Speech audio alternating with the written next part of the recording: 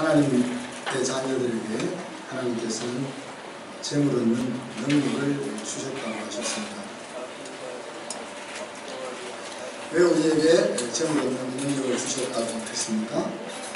이 땅에서 우리가 당신의 자녀로서 행복하게 살아가게 하기 위해서 주셨습니다. 또 당신을 대신해서 당신의 땅을 보살피게 하기 위해서 우리에게 재물 얻는 능력을 주셨다고 했습니다. 그런데 이 능력을 가졌다고 해서 모두 그 능력이 유용하게 발휘되는 것은 아니라고 했습니다. IQ가 좋다고 성적이 반드시 좋은 것은 아니고, 그림 그리는 재주를 타고났다고 해서 좋은 미술가가 되는 것이 아닌 것처럼 자기가 가지고 있는 그 능력이 발휘될 수 있도록 하는 그 자리가 있을 때 그 능력이 유용하게 된다 하는 것입니다. 그래서 우리가 하나님의 자녀로서 재물 얻는 능력을 가지고 있음에도 불구하고 우리에게 재물이 없는 이유들을 우리가 살펴보았죠. 하나님의 손이 함께 할 수 있는 곳, 하나님이 가장 중요하게 생각하는 그 자리, 생명을 살리고 생명을 풍요롭게 하는 그 자리에 우리가 있을 때, 다르게 이야기하면 성도들이 생명과 관련되어 시간과 재주와 돈을 사용하는 그 자리, 복음을 전하고 선교하고 교육하는 그 자리에 우리 공동체가 또 우리 개인이 서 있을 때 우리에게 주어져 있는 그 재물을 얻는 능이 유효하게 된다 하는 이야기입니다. 그래서 저와 여러분이 돈을 달라고 하나님께 기도한다면 우리는 이렇게 하나님이 돈을 줄 수 있는 그 자리에 서 있어야 한다는 것을 우리가 명심해야 합니다. 지난 한 주간 동안 재물 얻는 능력이 사용될 수 있는 그런 자리를 찾아갔는지 모르시겠습니다. 오늘 세 번째 짚어볼 말씀은 거룩한 부자로 사는 길에 대한 것입니다. 성경은 부자와 가난한 자가 이 세상에 항상 있다. 예수님은 마태복음 26장에서 세상에는 항상 가난한 사람이 있다 그렇게 이야기했습니다. 그러면서 아브라함의 자손인 하나님의 사람들에게 그들을 보살피는 사명을 허락하십니다. 하나님을 향한 믿음과 또 재물과 또 하나님의 마음이 우리 속에 있을 때 하나님 우리에게 주신 사명을 우리가 제대로 수행할 수 있을 것입니다. 근데 성경이 바라보고 있는 풍요와 가난에 대한 시각을 우리가 한번 생각해 보면 하나님의 말씀은 우리가 가난한 것을 장려하지 않습니다. 또 풍요로운 것이 하나님이 주신 복이라 하는 사실을 분명하게 언급합니다. 그렇지만 그럼과 동시에 생명이 소유의 넉넉함과 상관이 없다 그렇게 말씀하기도 합니다. 다르게 이야기하면 인생의 행복한 승리가 내가 얼마나 부자냐 하는 것에 달려있지 않다라고도 말하는 것입니다. 또 가난하지만 성실한 사람은 굳게 행하는 부자보다 낫다고도 하고, 그러면서 가난한 자들을 불쌍히 여기고 보살피는 것이 하나님의 자녀들이 해야 될 일이라 그렇게도 말합니다. 그리고 하나님 없는 사람들의 형통함, 부자됨에 대해서 시기하거나 부러워하지 말라고 이야기합니다. 이런 말씀들을 쭉 다 생각해 보면은 궁극적으로 하나님의 관심은 부자가 되게 하는 데 있는 것도 아니고 가난하게 되는 것에도 아닙니다. 바로 당신의 자녀들의 인생이 궁극적으로 행복한 자리에 있기를 원하신다. 그럼 거룩한 부자와 세상 부자에 대해서 우리가 같이 좀 살펴보기를 원합니다. 오늘 읽었던 본문 바로 앞쪽에 보면은 누가복음 12장 13절 15절에서 예수님 당시에도 부자 되고 싶은 사람들이 있었다는 것을 우리가 알 수 있죠. 재산을 상속받은 형에게 그 재산을 좀 나눠주라고 말씀해 주세요 라고 동생이 찾아와서 예수님에게 부탁합니다. 이 말씀을 잘 생각해 보면은 이 동생에게도 아버지가 재산을 나름대로 얼마나 나눠 주었다는 것을 생각해 볼 수 있죠. 그런데 형에게 더 많이 준 것이 마음이 속상했습니다. 그래서 예수님에게 찾아가서 조금이라도 더 받고 싶은 마음을 가지고 있었던 거죠. 예수님은 이 사람에게 탐심을 물리치라 그렇게 이야기합니다. 아무것도 형에게만 재산을 준 것이 아니라는 것을 생각해 볼 수 있는 거죠. 아버지가 자기에게도 재산을 물려주었지만 형의 재산이 더 많아 보였기 때문에 욕심이 났던 것입니다. 아버지 재산을 왜 아들이 신경을 쓸까?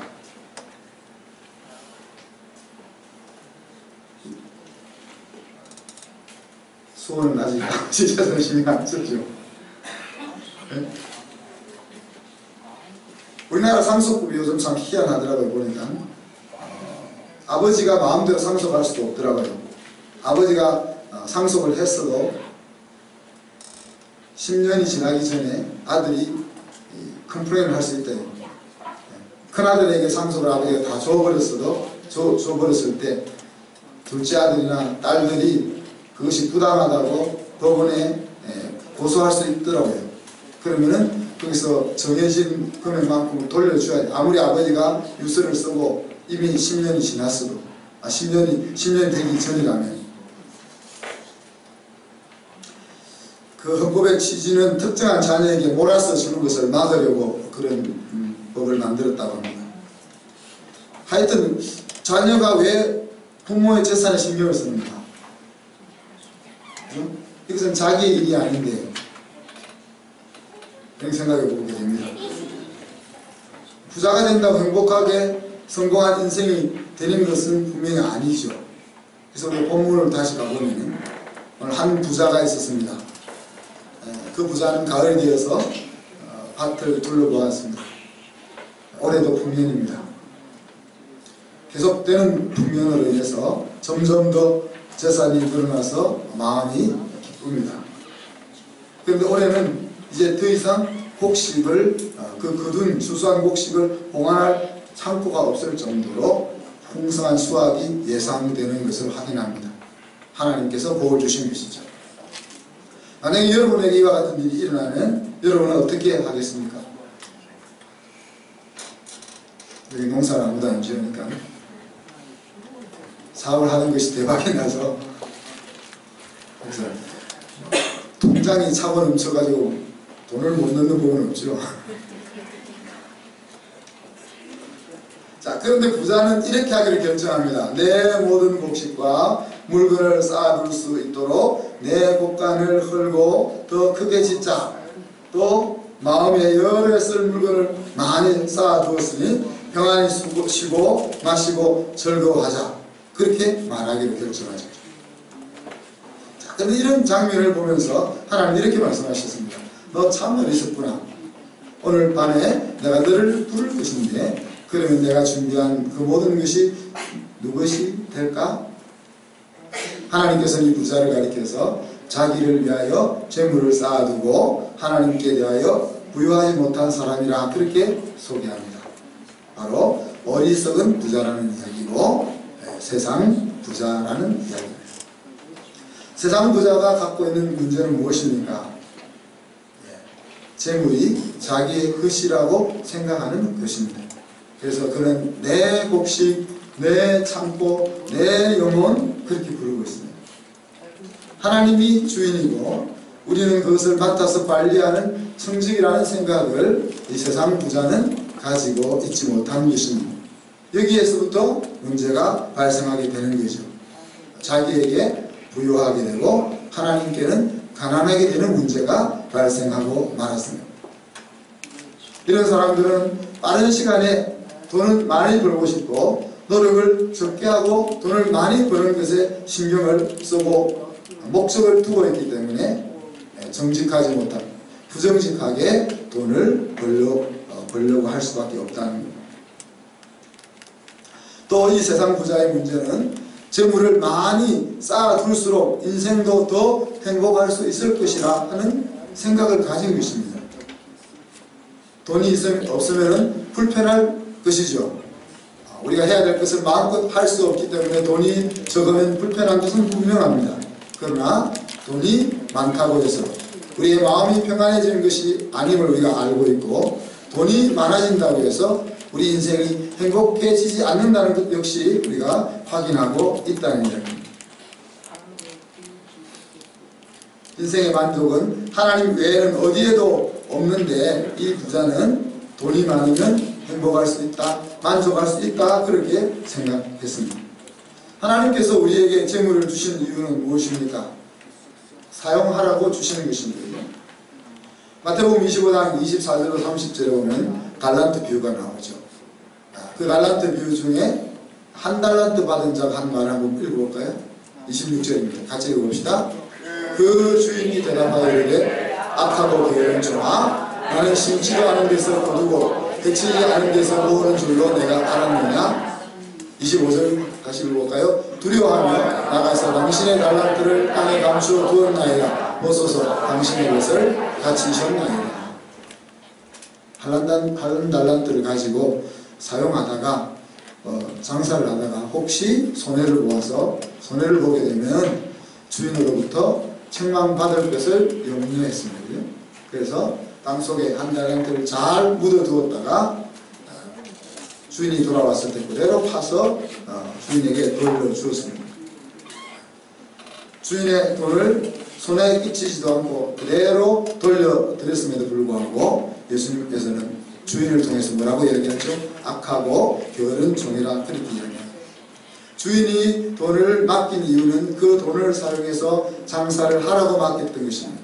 하나님이 우리에게 돈을 주시는 이유는 그 돈을 사용하라고 주시는 것입니다. 하나님 우리에게 건강과 재주를 주시는 이유는 그것을 사용하라고 주시는 것입니다. 그러니 이 부자가 돈을 사용하지 않으면 그 돈이 사용되어야 될 곳에 구멍이 나서 그곳이 가난하게 된다는 이야기죠. 부족한 곳이 발생했다는 이야기입니다. 이런 사람을 가리켜서 하나님은 하나님에 대하여 가난한 부자라 그렇게 부르죠. 그래서 세상 부자라고 우리가 이야기했습니다. 그렇다면 이와는 반대로 하나님께 대해서 부자인 사람은 어떤 사람일까요? 하나님이 주신 재물의 능력을 사용해서 부자가 된 사람이겠죠. 그런데 그 사람은 이 재물이 자기의 것이라고 생각하지 않고 이 땅에 사는 동안만 자기가 사용할 수 있는 것이라는 생각을 가집니다. 하나님께서 그렇게 맡겨주셨다 하는 것을 생각한다는 이야기죠. 또한 이 부자는 재물이 많다고 해서 행복해지는 것이 아니라는 것을 알기 때문에 그는 재산을 늘려나가는 재미를 거부합니다. 그리고 그 재물을 자기만을 위해서 사용하지 않고 재물이 복되게 사용될 수 있는 곳을 힘써 찾아다닙니다. 그래서 하나님께서 사용하시라고 하는 그곳에 사용하는 것을 기쁨으로 알고 사용하게 되는 것입니다. 이런 사람을 가리켜서 오늘 성경은 거룩한 부자라고 부르는 것입니다. 그런데 이 거룩한 부자의 삶은 참 쉽지 않습니다. 거룩한 부자로 살기 위해서는 바쁩니다. 일도 열심히 해야 되겠지만은 나에게 주어진 그 돈을 부족한 곳에 사용하기 위하여 부지런히 돌아다녀야 됩니다. 신경 써야 될 것이 많습니다. 또 재물을 하나님의 자리에 두지 않기 위해서는 날마다 하나님을 더 가까이 해야 합니다.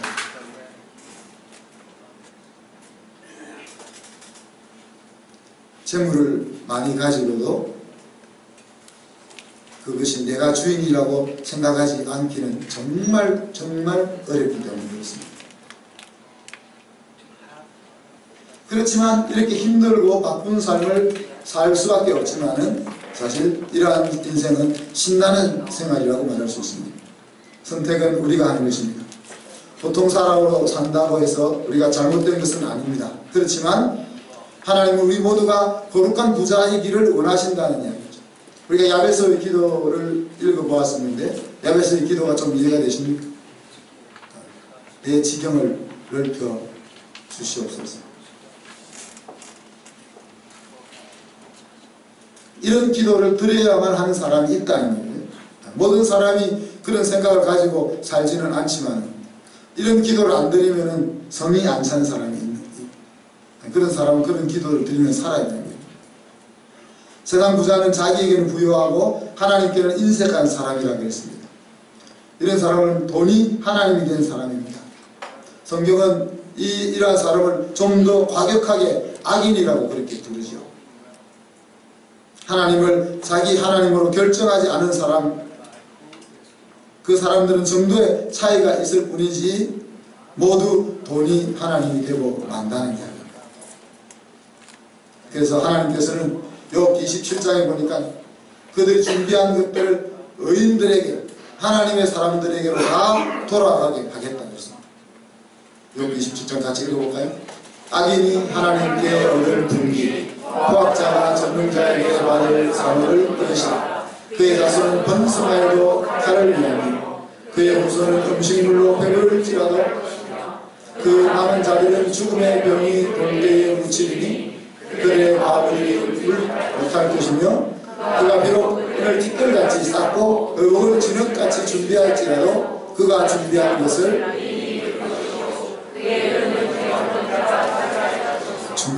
누가 입는다고요? 하나님을 의지하는 사람들이 취한다는 것입니다. 바로 눈앞에서는 그것이 것처럼 보이지만 그러나 인생을 길게 바라보면 하나님을 의지한 사람들을 위해서 준비한 것밖에 안 된다는 것입니다. 하나님께서는 부정직하게 재물을 모은 부자의 집에 병을 보내고 재물을 끊어내어서 황폐하게 하실 것이라 그렇게 말씀하십니다. 미가서 6장 10절로 16절에 그렇게 말씀하십니다. 출신 부분을 읽어볼까요? 만일 부정한 저울을 썼거나 주머니에 거짓 저울추를 두었으면 깨끗하겠느냐? 그 밑에 너를 황폐하게 하였나니 그렇게 하나님이 말씀하십니다. 돈이 하나님이 되어 있기 때문에 주머니 속에 부정한 저울추를 가지고 있다는 거예요. 그래서 돈이 될 수만 있다면, 속일 수만 있다면 속여서라도 재물을 모으기를 원한다는 거죠. 그러나 그렇게 모은 재물에 대해서 하나님은 황폐하게 만들어 버리겠다고 말씀하시는 거죠. 거룩한 부자는 재물 얻는 능력을 유효하게 사용하는 사람이죠. 그리고 돈이 주인이 아니라 하나님이 주인이라는 것을 결정하고 또 그렇게 살아내는 사람입니다. 근데 하나님의 사역자는 이런 관점에서 이야기하면 사람을 살리고 기르는 능력을 하나님으로부터 받은 사람입니다. 예수님의 제자들이나 바나바나 바울이나 이런 사람들을 일컫는다고 말할 수 있겠죠. 이들은 재물 얻는 능력을 사용하기보다는 재물을 사용할 능력을 얻은 사람들입니다. 그죠? 그래서 하나님은 이 거룩한 부자와 또 하나님의 사역자들을 사용하셔서 당신의 나라를 다스려가고 계신다. 그렇게 생각할 수 있습니다. 자, 오늘 부자의 비유 속에서 내 창고가 찼다고 이야기할 때 여러분이 하나님의 거룩한 부자로서 여러분의 창고가 차게 되면 여러분은 어떻게 하겠습니까? 거룩한 부자는 어디로 하나님의 축복을 흘러가게 할까 하는 것을 생각한다는 이야기입니다. 여러분 나름대로 한번 생각해 보십시오. 내 인생의 창고가 차는 것은 무엇일까? 우리 농사를 짓지 않으니까. 여러분 직장 생활을 하면서 집을 장만하고 여유 자금이 어느 정도 모였는데 창고가 가득 찬 것으로 간주할 수 있을까? 사업을 하는 사람이라면 내 사업이 어느 정도 규모가 되면 창고가 가득 찬 것이라고 생각할 수 있을까?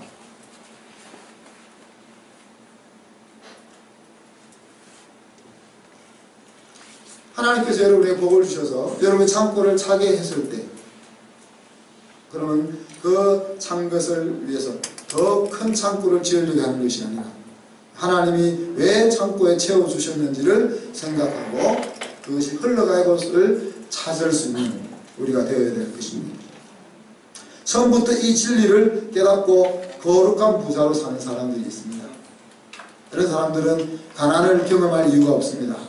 돼 물질 부분에 있어서 하나님 앞에 이미 헌신되었기 때문에 하나님께서 물질로 더 이상 그를 힘들게 할 이유가 없는 것이죠. 그렇지만 세상 부자로 살다가 공부함을 만난 이후에 이 진리를 깨닫고 두 번째 기회를 붙잡는 경우가 있습니다. 이런 사람들을 향해서 우리 김희정 간사님이 한 제안은 뭡니까? 빚을 없이 하는 것을부터 출발하라 했습니다. 자, 우리의 가정에 빚이 없어진다는 것은 소극적으로는 돈의 노예가 되는 길을 차단하게 만들어줍니다.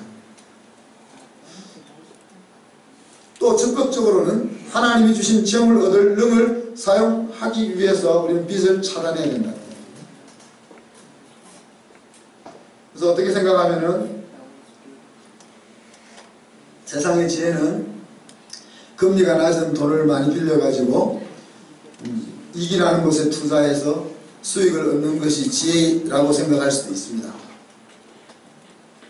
그러나 하나님께서 하시는 말씀은 정직하게, 부지런하게, 또 하나님이 열어주는 그 길로, 또 하나님 주시는 것을 나누어주는 것을 통해서 하나님이 생각지도 못하는 축복을 주심으로 거룩한 부자가 되는 길을 걸어가기를 원한다. 사랑하는 성도 여러분, 여러분이 거룩한 부자로 살기로 결정한다는 것은 돈을 주인으로 생각하며 사는 것이 아니라 하나님을 주인으로 생각하며 살겠다 라는 것을 결정하는 것입니다. 이것은 하나님 앞에 내가 백기를 든다는 이야기고요. 그리고 큰 창고를 내가 안 짓겠다. 제가 요한 웨슬리 이야기를 가끔 하잖아요. 그가 30파운드 월급을 받을 때도 그의 생활비는 28파운드였고 11조 생활 제대로 안 한 것 같아요. 근데 그가 이제 점점점 네임밸류가 올라가서 60파운드, 90파운드 이렇게 점점 월급이 올라갔음에도 불구하고 그가 자기 생활을 위하여 지출했던 돈은 28파운드에 고정되었다는 거예요.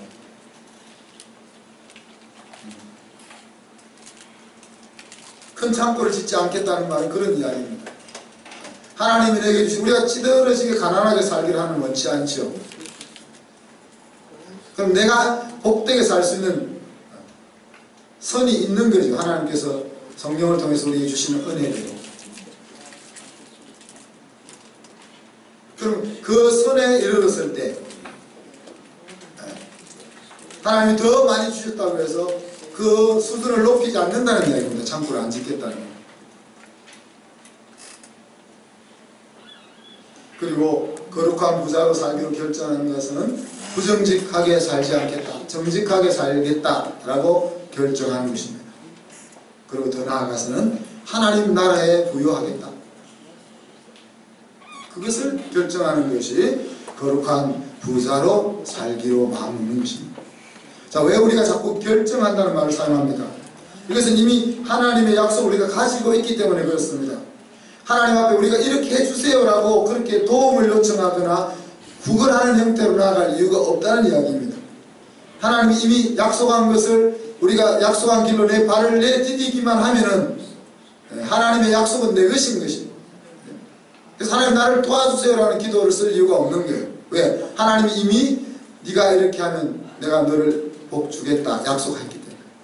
그래서 중요한 것은 내가 복을 받을 수 있느냐 없느냐 그것이 아니고, 내가 형통할 수 있느냐 없느냐 그것이 아니고, 내가 하나님이 제안하신 그 길을 걸어가기로 내가 마음을 먹느냐 하는 것이라는 거죠. 약속을 믿고 그 약속을 받기로 결정함으로써 하나님의 약속을 내 것으로 누리는 것이기 때문에 결정한다는 말을 자꾸 쓰는 것입니다. 그래서 여러분에게 제안하는 것은 구체적으로 여러분이 집으로 돌아가서 여러분의 소유권 이전 각서를 썼습니다. 여러분 문서에 약하잖아요. 그래서 하나님이 나에게 주신 것들의 재산 목록들을 한번 다 적어보세요. 우리 내 와이프, 내 아들, 딸, 또 통장, 은행 통장, 내가 아끼는 다이어 반지, 또 뭐 명품, 구찌, 핸드백, 뭐 이렇게 또 우리 신랑이 앞으로 사줄 뭐 볼까요? 안 사줄 수 없게 그러니까 지금 그리고 그 소유권을 이건 내가 사용하는 것이지 소유권 내가 아닙니다. 그 소유권 이전 각서를 여러분 스스로 한번 써보십시오.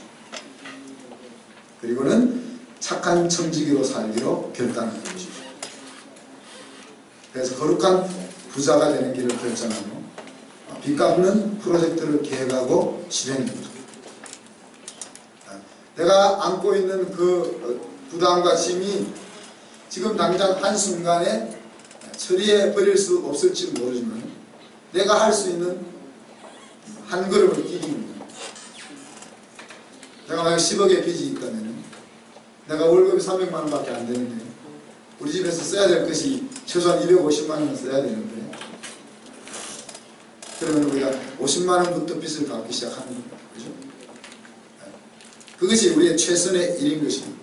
10억을 생각하지 말고 내가 할 수 있는 그 부분부터 시작하는 겁니다. 그렇게 해 나갈 때 10억을 한 달에 50만 원씩 갚으면 몇 년 갚아야 되나요? 1년이면 600만 원, 10년이면 6천만 원, 100년이면 6억. 하나님이 160년을 살게 하시는지 중간에 다 갚게 해주십니다.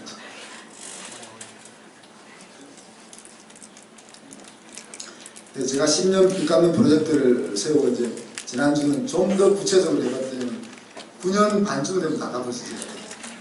하나님은 특별한 은혜가 없으면 특별한 은혜가 있으면은 여러분의 기도에 달려있으리라 생각됩니다. 하나님의 사람의 특징인 믿음과 또 여호와의 이름을 부르는 하나님의 중심 그 생활을 하면서 우리 모두가 거룩한 부자로 살아갈 수 있기를 바랍니다. 그래서 우리가 가는 주변이 가난이 물러가고 풍요로움이 존재하고 여유 있는 사람과 사람들이 함께 사람 냄새나는 그런 자리를 만들어 나가는 그런 공간들을 만들어 나가는 저와 여러분이 될 수 있기를 바랍니다. 같이 한번 이 시간 기도할 때 하나님 거룩한 부자로 살게 해주십시오. 하나님께 대하여 부유하게 해주십시오. 내 마음이 하나님의 약속을 내 것으로 취할 수 있는 길을 걸어갈 수 있도록 해주십시오. 같이 한번 합심해서 1, 2분 동안 기도합니다. 하나님 감사합니다. 우리를 가난하게 살게 하지 아니하시고 부유하게 살 수 있는 길을 열어주심을 감사합니다. 그 부유함이 나만을 위한 것이 아니고 이웃을 위한 것임을 받아들입니다. 사랑하는 주님, 우리 모두가 거룩한 부자로 살기로 결단하게 하여 주시고 하나님이 재물을 부어줄 수 있는 길을 선택하고 그 길로 걸어갈 수 있게 하여 주옵소서. 이 땅에 풍요롭고 하나님께 가난한 어리석은 부자 같은 인생을 살지 않게 하시고 하나님 나라의 풍요한 인생이 되게 하여 주셔서 하나님께서 인정하시고 칭찬하시는 저희들이 될 수 있도록 붙잡아 주시고 우리 한순교회 성도들이 가는 곳마다 가난이 사라지고 미움과 다툼이 사라지고 참된 행복과 기쁨이 넘치는 그런 공간들이 만들어질 수 있는 은혜와 축복을 허락하여 주옵소서. 감사드리며 예수 그리스도의 이름으로 기도하옵나이다.